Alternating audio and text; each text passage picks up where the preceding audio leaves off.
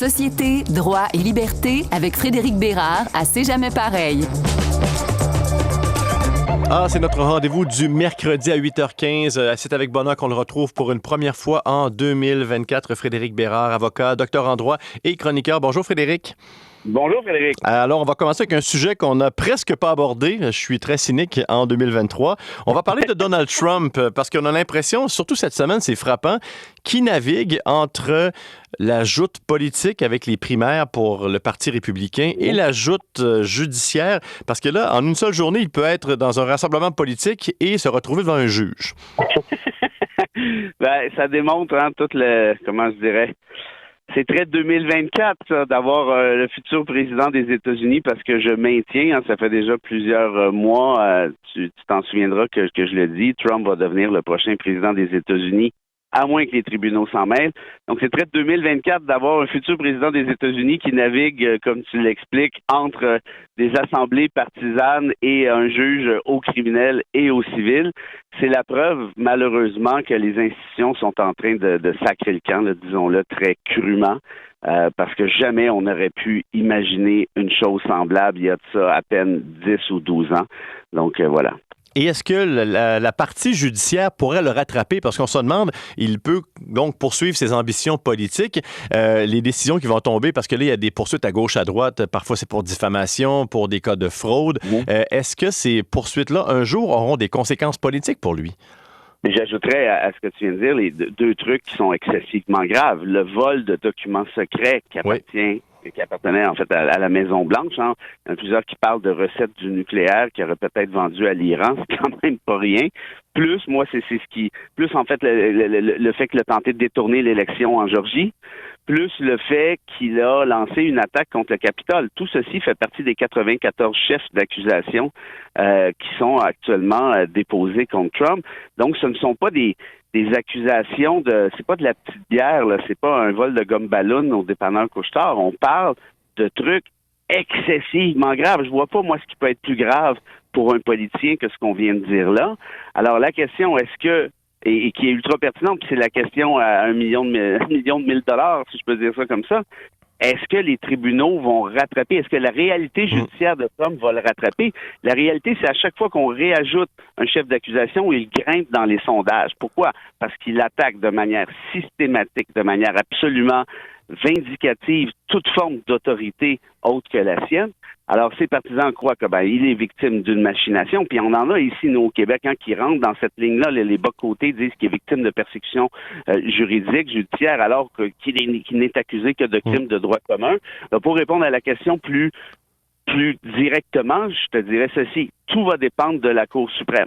Est-ce que la Cour suprême va surfer, passe-moi l'expression, sur ce que le directeur des élections du Maine a déjà décidé et sur ce que le Colorado a déjà décidé aussi, ou ils vont passer l'éponge. Et s'ils passent l'éponge, ça veut dire qu'on lui laisse la passe absolue pour se présenter aux prochaines élections. Et on a un prochain président qui, selon NBC, il y a de ça quelques jours, dans son plan, prépare ceci, c'est-à-dire, Frédéric, un détournement de l'armée américaine en sa faveur. Donc, imagine ce qui s'en vient par la suite. Et as-tu l'impression, en terminant là-dessus, que peut-être qu'il espère, lui et son équipe, faire prolonger les démarches pour peut-être aller rechercher cette certaine immunité présidentielle? Probablement, parce que ses avocats ont plaidé la semaine dernière, écoute, ça c'est quand même assez fort, que l'immunité de Trump doit absolument s'appliquer, sinon il y aura un chaos dans le pays.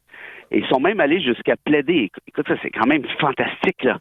Ils sont allés jusqu'à plaider que Trump non seulement a une immunité, mais cette immunité devrait lui permettre de tuer qui il voudra au pays. On est là. Imagines-tu, toi, Obama, dire une chose comme ça?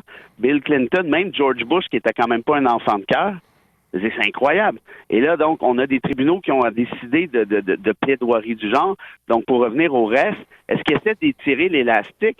Moi, je suis même pas si certain que ça, parce que la Cour suprême, lui, est absolument très favorable, parce que lorsqu'il était au pouvoir en 2016 et 2020, plusieurs de ces nominations qui étaient ultra controversées, notamment Kavanaugh, ça fait en sorte qu'aujourd'hui, la Cour suprême, donc, pourrait très, très bien décider de lui donner un coup de pouce directement. On sait que la cause femme des États-Unis est excessivement politisée, là, contrairement au Canada. Revenons de notre côté de la frontière pour parler d'un sujet qui va revenir dans l'actualité judiciaire québécoise et même canadienne, je pourrais même dire. C'est Gilbert Rozon, c'est un nom qu'on n'a pas entendu depuis quelques mois parce qu'il pourrait revenir dans le processus judiciaire d'ici la fin 2024? Ben, j'aime beaucoup le fait que tu réfères à l'importance même canadienne de l'affaire et je m'explique. Le droit civil québécois n'est pas identique au droit privé des autres provinces qui est géré par la Common Law, mais reste qu'il y a certaines similitudes ici. Tu te souviendras que Rozon avait été acquitté dans son procès criminel contre Annick Charrette d'agression sexuelle.